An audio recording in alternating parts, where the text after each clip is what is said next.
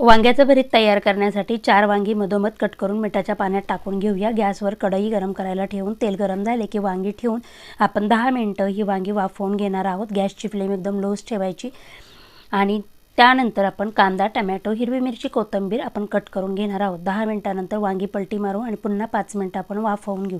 तोपर्यंत आपण लसूण ठेचून घेणार आहोत। आता आपण 5 मिनिटं झालेली आहेत, आपली वांगी शिजलेली आहेत। आपण वांगी काढून घेऊया आणि त्याच कढईमध्ये तेल टाकून तेल गरम झाले की मोहरी, हिंग, ठेचलेला लसूण, बारीक कट केलेली हिरवी मिरची, कांदा एक 5 मिनिटं आपण परतून घेणार आहोत।